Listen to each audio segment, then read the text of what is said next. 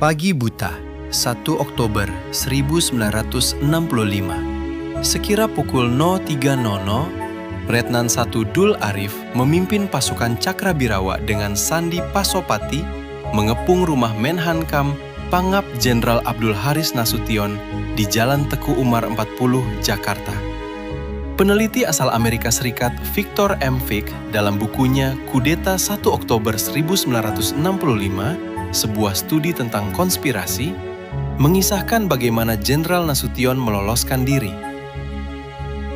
Pagi itu, setelah merasa situasi cukup aman, pukul 06.00, Nasution keluar dari persembunyiannya di sekitar rumah Dr. Leimena di Jalan Teku Umar 36. Kakinya terluka akibat terjatuh dari pagar tembok rumahnya saat berupaya meloloskan diri. Nasution kemudian dibawa ke persembunyian baru dengan mobil oleh Letnan Kolonel Hidajat Wirasonjaya, Komandan Staf Markas Besar Angkatan Darat, ajudannya Mayor Sumargono, dan ipar laki-laki Nasution, Bob Sunarjo Gondokusomo. Demi keamanan, sang jenderal karismatik itu harus rela tiarap di lantai mobil saat dibawa keluar dari kawasan Teku Umar. Jenderal Nasution memang selamat dari upaya pembunuhan, tapi 3 sosok berikut ini harus gugur sebagai perisainya. Putri bungsu Jenderal Nasution, Ade Irma Suryani Nasution, lahir pada 19 Februari 1960. Ia ditembak para penculik yang mengepung rumah ayahnya. Ade Irma meninggal dunia pada 6 Oktober 1965 dalam usia 5 tahun. Setelah sebelumnya menjalani perawatan di Rumah Sakit Pusat Angkatan Darat di Jakarta. Saat pemakaman, Ibu Johanna Nasution dengan penuh ketegaran menggendong jenazah putri bungsunya itu dari rumah sakit hingga ke lokasi pemakaman di kawasan Kebayoran Baru, persis di samping kantor Wali Kota Jakarta Selatan.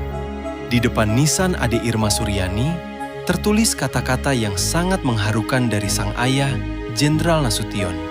Anak saya yang tercinta, engkau telah mendahului gugur sebagai perisai ayahmu. Kapten Pierre Tendean, ajudan Jenderal Nasution, yang lahir pada 21 Februari 1939 di kota Batavia, menjadi perisai lainnya yang gugur dalam peristiwa memilukan tersebut. Saat penculikan terjadi, Pierre tidak menjalankan piket sebagai ajudan, telah menyerahkan tugas hari itu kepada Komisaris Polisi Hankam Mansur. Ketika mendengar serentetan tembakan yang ditujukan kepada Jenderal Nasution, ia berinisiatif mengambil jaket dan senjatanya, kemudian keluar. Tindakan spontan Pierre Tendean itu telah menyelamatkan Jenderal Nasution dari upaya pembunuhan kelompok G30S PKI. Pierre ditangkap karena disangka Jenderal Nasution. Jasadnya kemudian ditemukan di sumur tua di kawasan Lubang Buaya bersama 6 jenderal pahlawan revolusi lainnya. Perisai ketiga adalah Ajun Inspektur II Karel Satsui Tubun.